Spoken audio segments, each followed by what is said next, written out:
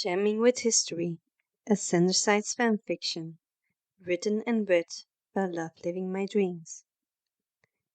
Add some color. Just a second, Roman rushed. We're not going out with you dressed like this.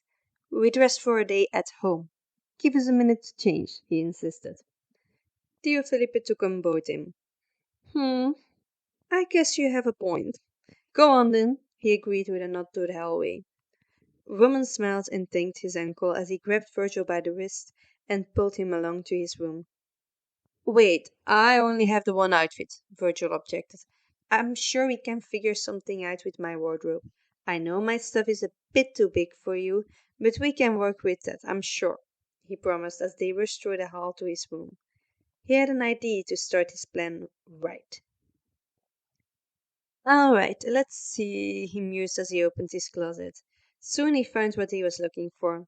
A pair of maroon pants and a white turtleneck t-shirt paired with a nice golden yellow woven belt. Virgil's jacket wouldn't clash too much with this. Here, he stated as he handed Virgil the clothes as he looked for something that would serve his needs for himself. Thanks, Virgil said, and Roman heard him head to the bathroom. Roman grinned to himself as he discovered that he did have exactly the things he needed. Okay, I think this isn't too... Oh. Roman turned around to face Virgil, who was frozen midway adjusting the cuff on his right wrist to stare at him. Roman grinned and gave himself a little spin. Black skinny jeans hugged his hips, a deep purple shirt paired with a black and white tie. Roman's hair was tousled to give it a wind-blown look, which Roman had found actually looked good on him. Well, what do you think? I figured since you are wearing my favorite color, I should return the favor, he explained casually. Virgil cleared his throat and looked away, rubbing the back of his neck nervously. Yeah, it looks great, he muttered softly. Thank you. You look very handsome too, Roman offered, as he approached Virgil and helped him adjust his collar and cuffs. They're not too bad, he muttered, pretending not to notice his crush was going to full throttle on the bipanic scale. The ego boost he'd gotten from realizing that Virgil was almost certainly interested in dating him to the point of being jealous of potential other guys was unlike any other. Perfect, he decided after straightening out Free's collar, resisting the temptation to prolong the moment. Virgil might actually not be able to handle that much queer distress. Let's go on an adventure, he announced, taking Virgil by the wrist and leading him back downstairs. Fabulous, you two, Felipe grinned as they came down the stairs. Truly wonderful choices. If those flashing parasites are out there, you boys will at least look great, he assured them. Virgil grinned and flipped their grip to spin Roman around when they reached the ground floor. Why, thank you, he offered as Roman let out a giggle. Dear Felipe grinned approvingly. You'll be all right, kid, he told Virgil before beckoning the duo outside, where instead of the black Ferrari, there now stood a red Porsche. Where did the Ferrari go? Virgil asked. Well, she only seats two, so I had Trevor follow in the Porsche and drive the Ferrari somewhere else. The entrepreneur grinned mischievously. Virgil pursed his lips. So you came in the Ferrari to make a big entrance, he deduced. Felipe let out a laugh. Indeed, he agreed, but then he leaned a little bit closer. Something we have in common, I hear, he winked. Virgil had no clever comeback for that and just raised his hands in surrender. Now let's go, we are losing daylight, the entrepreneur announced as he unlocked the doors. And yes, your parents know you are with me, Principe, he assured his nephew. Roman nodded relieved. Good to know, he smiled, before getting in the passenger seat next to the driver. He hoped Virgil wouldn't mind too much. Can I pick the music? Roman asked. Felipe gestured to the sound system, giving him the go-ahead. Roman lost no time connecting his cell phone and putting on his playlist of songs from both In the Heights and Beauty and the Beast, with his parts muted. Their tag team was awesome, and Diego did a great job editing the audio for them and was willing to do the same for Roman's summer play. Theo, Felipe, and Virgil were treated to a concert during the entire drive. Roman still stumbled a bit, but he was getting better. Hey, where are we headed? Virgil asked suddenly, an excited sort of alarm in his voice. Roman looked around, halting his rendition of If I Can't Love Her. They were a little ways out of their city. A friend of mine has some stuff he's setting up for the coming weeks. I promised him a test audience. There's some other people going to be there to test it out, so you won't be entirely alone, but it won't be crazy busy either, he said as they started to see colorful banisters and loud direction signs promising the best day ever. And then they arrived at what Roman could only call a fair on steroids. The Porsche was parked and he and Virgil got out, their mouths agape. There were the classics, of course: Ferris wheel, roller coaster, a mirror maze, food stands, the works. But Roman could also spot knights on horseback, jugglers and acrobats, dancers and musicians, all both roaming free and running little workshops. There even seemed to be craftspeople stalling their wares and offering customized works. He saw a stage where no doubt countless shows would be held. And all that was just from looking through the entrance. Ready to be a test audience, boys? The duo nodded eagerly, barely able to look away from all the colorful feast in front of them. Fair warning, there will be journalists here for promotional purposes, but any question they ask should be actual professionally sound questions, all right? Again, the teens nodded, very much eager to get started. All right then, I'm going to give you boys a quick tour and then I'll let you go explore for a while. Sounds good? Roman looked at his uncle, feeling a little bad that he felt like he couldn't hang out with him. I am here partly in business, so I'll need you to entertain yourselves for a bit until we head to the next surprise, okay? That made Roman relax. If Theo had things to do, then it was fine for him and Virgil to spend their waiting time on fun stuff. The fair was even cooler up close. Virgil pointed to a ton of things he wanted to take a look at later. He was just so swept away by the entire affair. Any tension he'd felt from unexpectedly meeting Theo Felipe, the leftover heavy atmosphere of the family lunch yesterday, it was all gone. There was only a childlike curiosity and excitement that made Virgil shine like a star in Roman's eyes. Oh my God, no way! Virgil gasped as they turned the corner and laid eyes on a racetrack, a big sand pit in the middle. This track will be used for horse riding and kart racing. One in the morning and one in the afternoon, so the horses don't get stressed by the karting noises. They are all well trained to handle crowds and such, but best not to test their limits too much. The sand is for them and will be kept at optimal softness to make it easy on their hooves. Every day there will be a bit of a lottery, and the big prize is right there. Theo Felipe pointed at the start of the track where his Ferrari was driven up to the starting line. A once-in-a-lifetime drive with a professional pilot. Pretty neat, huh? Virgil was staring with wide eyes and nodded. Wanna be the first co-pilot? Virgil's head snapped to look at the car-loving investor. Seriously? He gasped. Theo Felipe nodded. Virgil glanced back to the track, biting his lip in contemplation for a bit. Roman could tell he was taking deep, calming breaths before clenching his fists determinedly and nodding. Hell yeah, he decided. Thought so. Robert, I got Trevor's co-pilot here, Felipe called, pointing to Virgil, who was swiftly guided away by the man who Roman heard to introduce himself as Robert Smith, supervisor of the track. So, while I got you alone for a minute. Roman looked back to his uncle in surprise. Serious talk time was unusual for them, to say the least. Your parents asked me a while ago to have a chat with you whenever I came back in town next. Things changed since they first asked, but they still feel like you and I could use a chat man to man, he explained. Now Roman was nervous. He looked back at the track where Virgil would hopefully soon appear. What about? He asked. Well, your little outburst of rebellion.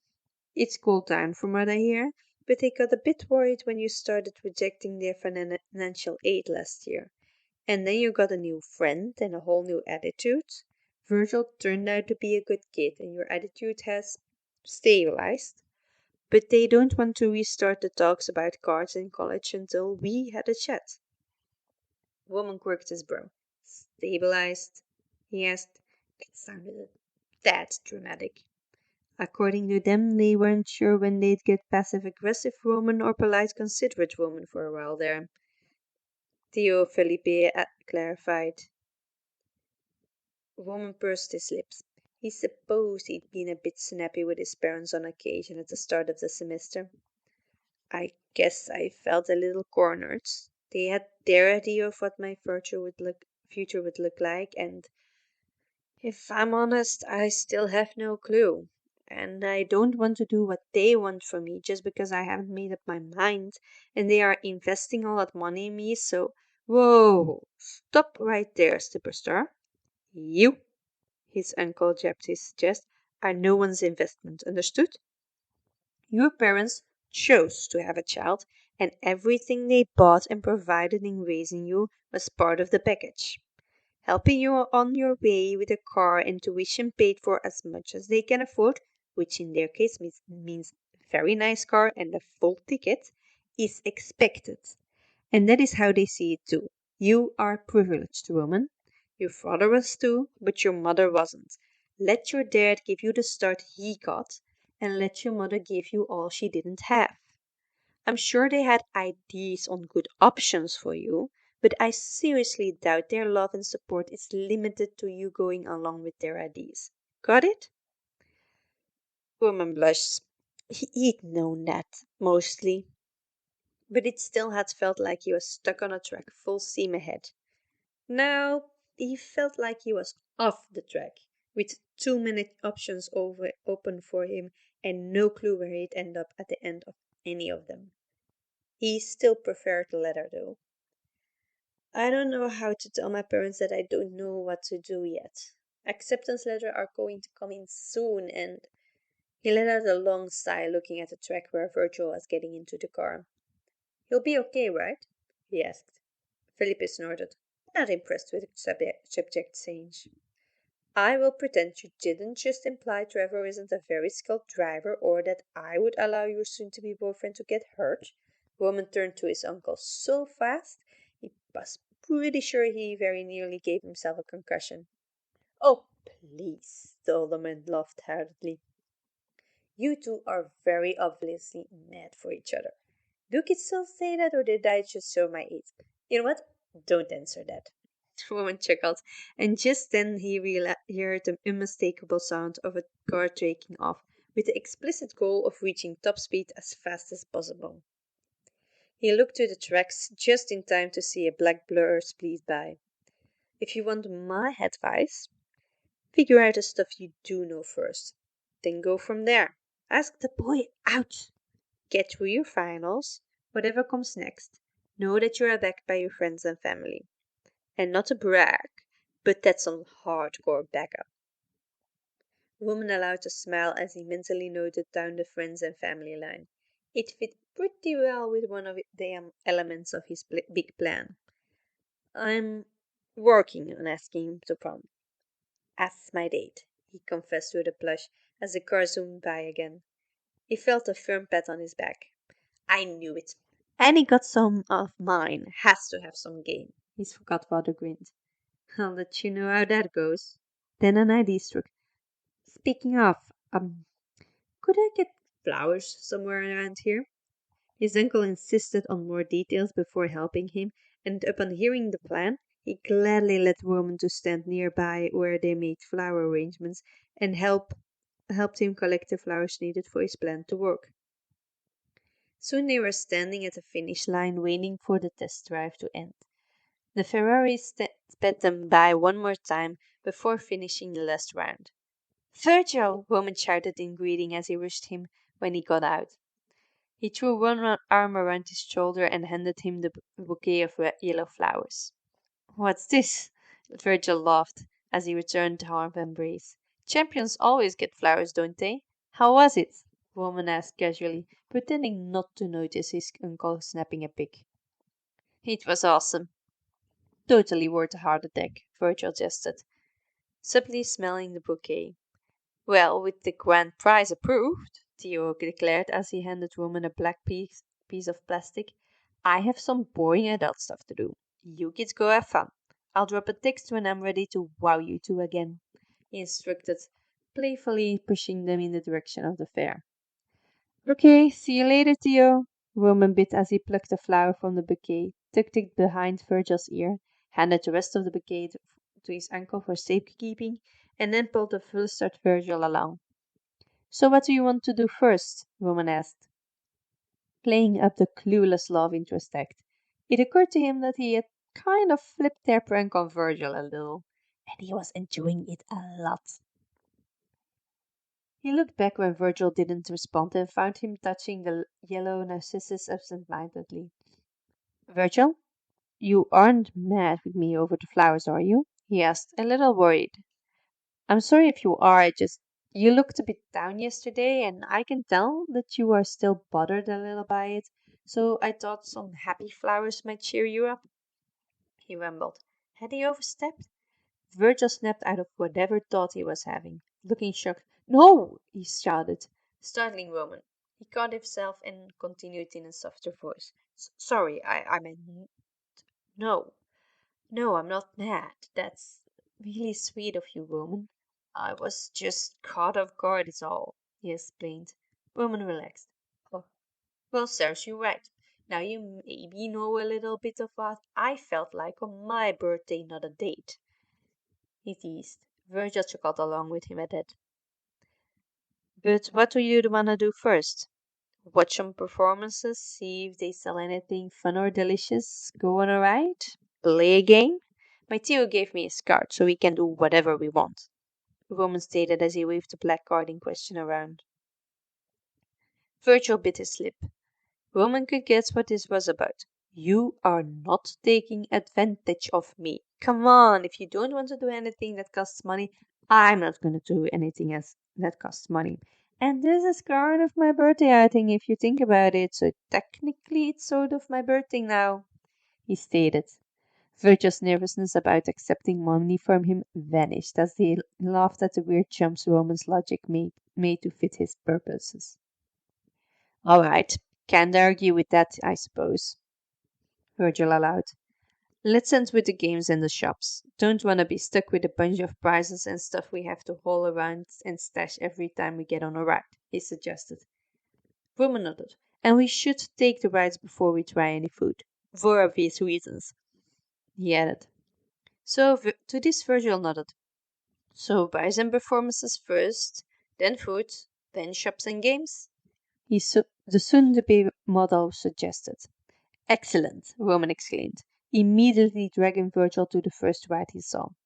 The rides were awesome, and the shows were very impressive. Virgil even got built on stage for the magic show, probably because he was looking the most skeptical. Roman could tell the magician took that snarky face as a personal challenge. His future prom king was quite amazed by the up-close and personal look he got. Roman also couldn't help but enjoy how close he and Virgil got squished together on the rides. He didn't think Virgil was complaining either. Once they were done with all the rides they wanted to do, they went to the food stands that had looked promising and ate their fill of candy apples and cotton candy and all kinds of fair food, which they shared while looking at all the shops and games. Once they had filled their stomachs and cleaned their hands and faces, they shopped around for a bit. Roman managed to win Virgil a little stuffed cat in one of the games, and Virgil scored him a moon ring. They did encounter a journalist who asked about what they thought of the fair and if they had tips for people who'd visit when it opened officially. There were a few questions about Roman's relationship to his uncle, who was a vocal sponsor of the whole thing, and Virgil being here as his plus one, so to speak, but this was all very professional. If a Virgil had gotten on the fair, then they'd be very sneaky indeed, because Roman hadn't spotted anyone following them or filming. And then Roman's phone dinged. My uncle wants to see us at the Ferris wheel in 20 minutes, he told Virgil. Both boys looked at one another and then at the attraction in question. You know, I know I suggested we skip it earlier because it was a long ride and we should do the fast stuff first so we could have as much fun as possible. But we got time to kill now, Virgil reasoned. Roman nodded, quite excited to this one with Virgil. It was quiet and private and a little romantic. Sure, Roman agreed. And so a few minutes later, they were in a little cabin that slowly made its way up to the highest viewpoint in the park. Thanks again for all of that, Virgil said, pretty much the minute they left the ground. Not looking at Roman or the view, just staring at his hands that were playing with his new plushie. Well, you should thank my uncle. I really had no idea about any of this, Roman pointed out. Virgil shook his head. If we'd stayed back at your place, you would have been trying to cheer me up too, he argued. Roman couldn't deny that. I'm sorry if I was a bummer in any way. My mom still has issues talking about the time. Yesterday is the most I've heard her or anyone in my family mention it. It's one of these things. I knew she'd been scared and I knew she had regrets, but hearing her say it, that brought up some stuff I have been trying not to think about for a while now, and I don't want to talk about it now. I do want you to know that I appreciate you not making me talk about it. He looked up to meet Roman's eyes now.